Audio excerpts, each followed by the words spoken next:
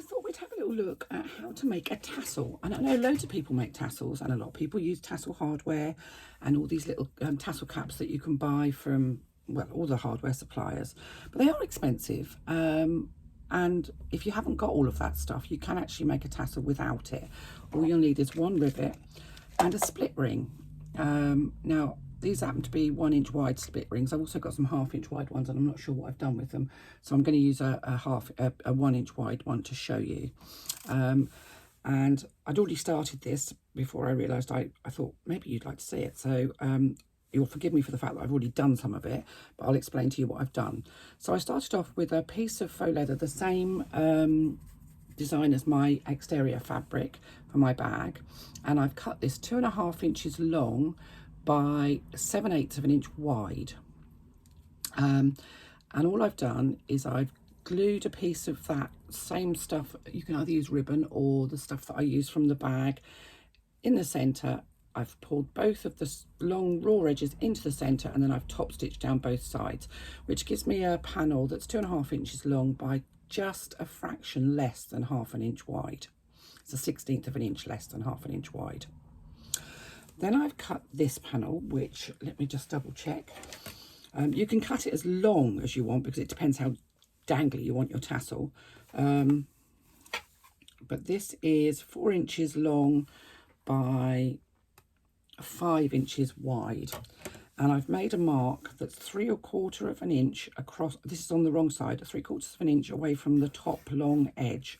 And then from there, I've cut, using my rotary cutter, all these little pieces, and these are 1/8 of an inch apart, and I've gone all the way from one side to the other.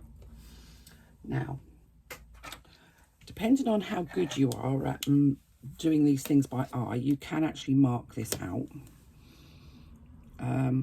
So make a mark 1/2 inch from one end and 1 inch in.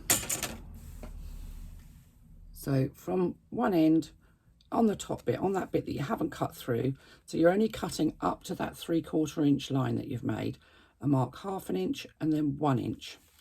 And then I'm going to add some of my super duper glue stick.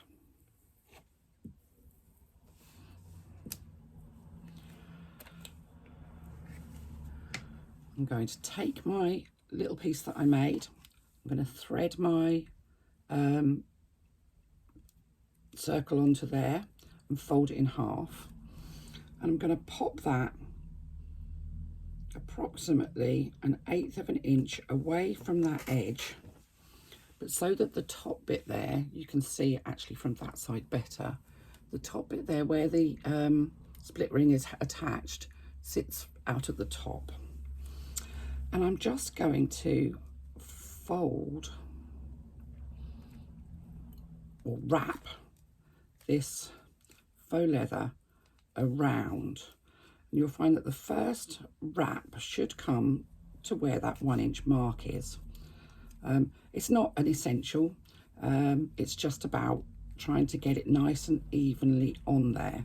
And what we're going to try and do is make sure that all the edges at the top here match up, so there's no overlapping bits or bits that are hanging off the top, and continue to roll it nice and tightly until you've got approximately 1 inch left at the end.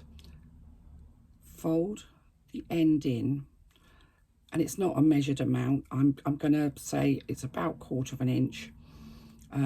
What you need is enough to go over so that you've gone more than halfway across the width of it. You don't want a raw edge showing. You can have a raw edge showing if you want, but I like to have have that enclosed. And there we go. That's looking pretty good. Now I'm just going to pop a clip on there to hold it in place, and ideally you'd let it dry before you do anything else. And you can see it's looking pretty tassel-like. Once it's dry, and the place where you've got that sort of folded edge is the back, it's probably easier to do this from the back. Use your hole cutting tool to make a hole that goes right the way through, and this does take a bit of oomph, and sometimes you might have to actually go twice just to go through, but that's actually gone all the way through. I can see fresh air through there. Let me just find something to poke through it so you can see that there's nothing here to poke through, but I can assure you that hole's gone all the way through. Pop my clip back on so it doesn't all unravel again, because I haven't waited for my glue to dry. And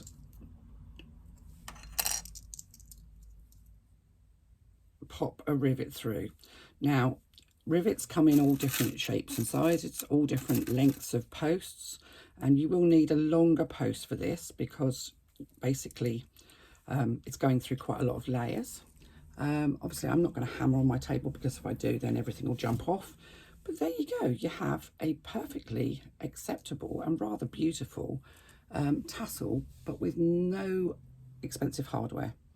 And you can clip that onto your rectangles onto the front of your bag.